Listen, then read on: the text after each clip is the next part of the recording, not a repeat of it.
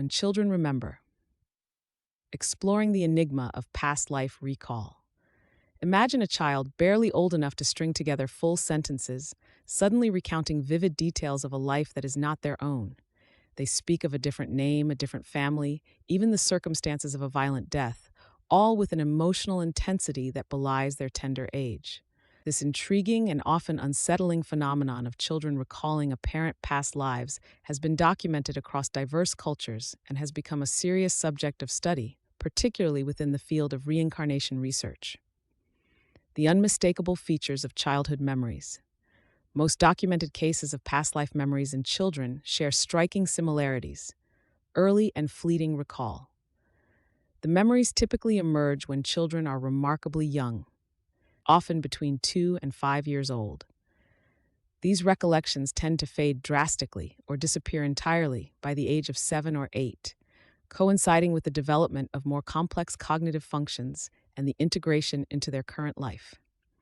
Detailed and emotional accounts. Children frequently provide surprisingly specific details: names of individuals they knew, places they lived, events that transpired, and even graphic descriptions of their own death. These accounts are often delivered with profound emotional attachment, reflecting lingering joy, fear, or trauma. Unlearned knowledge and physical markers. Beyond verbal testimony, some children inexplicably exhibit skills or knowledge they were never taught. Phobias directly linked to their alleged past life death, for example, fear of water after claiming to have drowned, or even birthmarks that correspond precisely to fatal wounds sustained in the previous life. Verifiable details. Perhaps the most compelling aspect for many is the instances where families, prompted by the child's unwavering stories, have located the deceased individual the child claims to be. In these cases, details provided by the child, names, locations, family relationships, and circumstances of death, have been remarkably accurate and verifiable. Decades of dedicated research. The academic study of these cases owes much to the pioneering work of Dr. Ian Stevenson at the University of Virginia. Over several decades, Dr. Stevenson meticulously investigated more than 2,500 cases worldwide, painstakingly documenting details like birthmarks that matched verified fatal wounds from the alleged past life. His rigorous methodology established a framework for future research. His legacy is continued by Dr. Jim Tucker, also at the University of Virginia, who has expanded the research, analyzing cases involving American children recalling lives as diverse as World War II pilots or individuals from distant foreign lands. While frequently reported in cultures with strong reincarnation beliefs, such as India, Sri Lanka, Lebanon, and among the Druze community, these cases are not exclusive to these regions and have emerged in Western societies as well. Exploring the possible explanations. When confronted with such compelling accounts, various explanations are put forth. Reincarnation, survival of consciousness. For many, the most direct interpretation is that these cases serve as evidence for the survival of consciousness beyond death, with a soul or essence carrying memories from one life into a new body. Genetic memory, or epigenetics.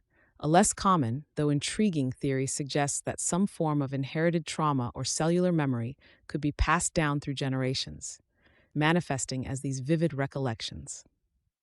Cryptomnesia, hidden memory.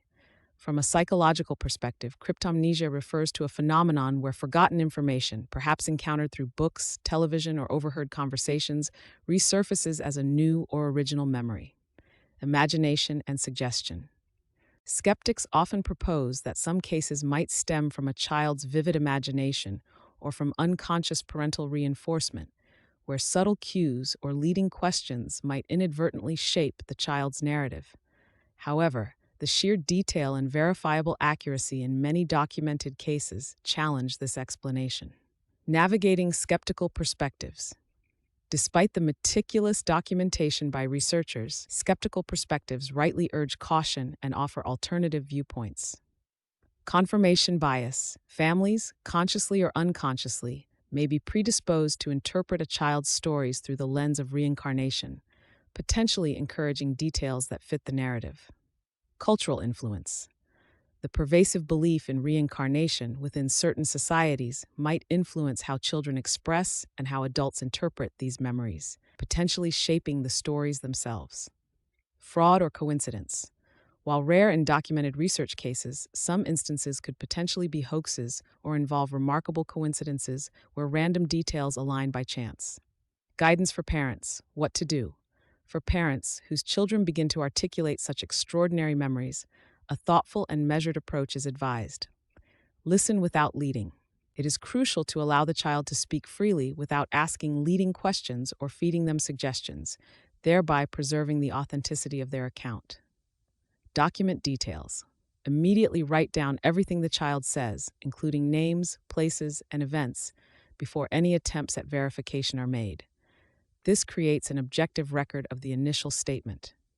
Seek research groups. For families seeking further understanding or assistance, organizations like the University of Virginia's Division of Perceptual Studies specialize in investigating such cases and can offer valuable guidance and resources. Conclusion: a fascinating glimpse into consciousness.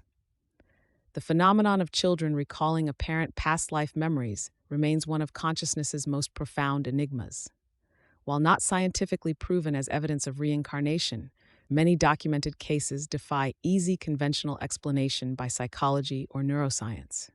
Whether these memories are genuine echoes of previous lives, manifestations of deep-seated psychological processes, genetic imprints, or something else entirely, they certainly push the boundaries of our understanding of memory, identity, and the very nature of existence itself.